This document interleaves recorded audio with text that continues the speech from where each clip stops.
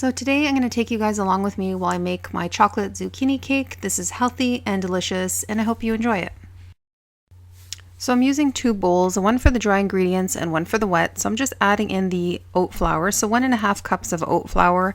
And I make my own flour. I just put it in the Vitamix and that's it. Super easy. Now I'm just adding date sugar. You can add whatever sugar you like, but I had date sugar on hand, so I used that. And then just some organic cinnamon. Bit of sea salt. You can add in whatever salt you have available.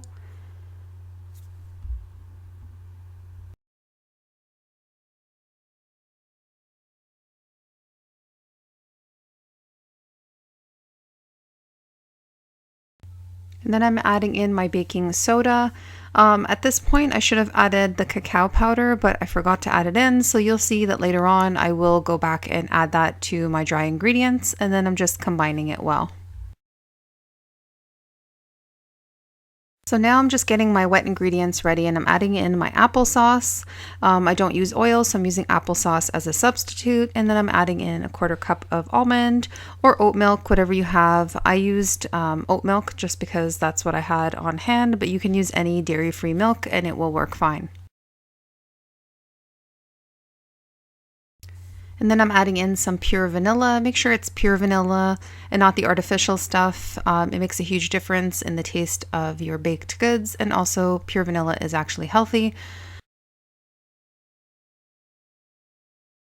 Now I'm adding in my flax eggs. I will, in the description below, just give you a rundown of how to make the flax eggs if you're new to that. But basically you're just adding water to the flax, you're mixing it up, and you're letting it sit until it thickens up, and then it will be your egg substitute. So now I'm just adding that to my wet ingredients, and I'm giving it a little mix, and it will break up really nicely in the wet ingredients, and it's going to work perfectly to hold your cake together.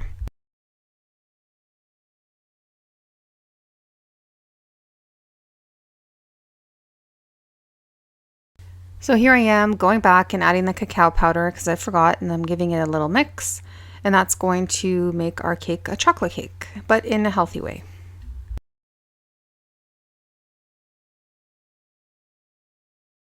So now the last thing to go into the wet ingredients is going to be some lemon juice, and I'm just going to incorporate that into the wet ingredients.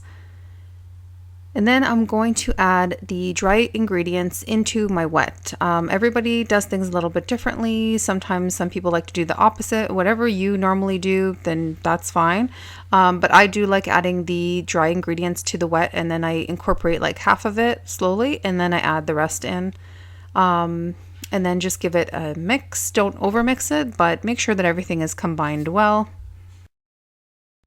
Now I'm going to throw in the shredded zucchini. So I've got like 1 cup of shredded zucchini here, and I'm just going to fold it in gently. And again, you don't have to overdo it, just fold it in. It will incorporate and your cake will be fine.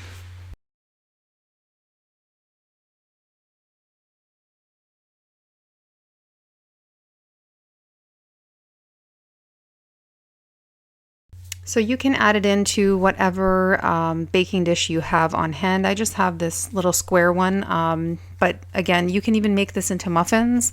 Whatever you have, this recipe will work. And then I'm just going to even it out in my pan. And I've already got the oven preheated at 350.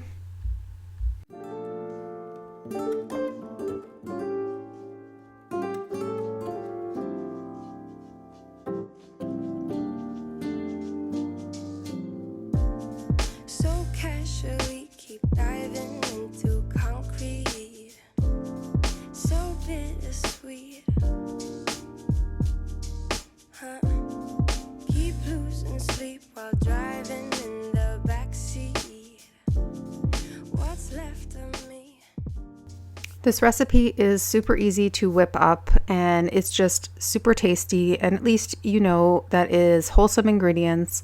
And I just like to keep it on hand because that way if we feel like having a snack, at least we've got some healthy options in the house.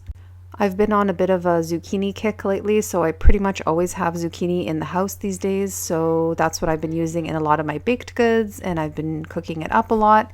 So again, 350 is the temperature that we're going to put it into the oven on, and 45 to 50 minutes depending on your oven. So I suggest that you allow the cake to cool off completely before cutting it up, because it will just be so much easier if it's like cooled off completely, and then just cut it into slices. I like to cut them up and just leave them in the pan, and then people can just come and grab a piece and it's already cut.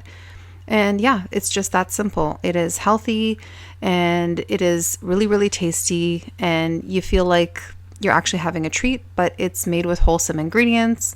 And I feel really good about having stuff like this in the house, because that way I'm not tempted to get into other naughty things. By keeping healthy treats in the house, at least you are keeping yourself on track.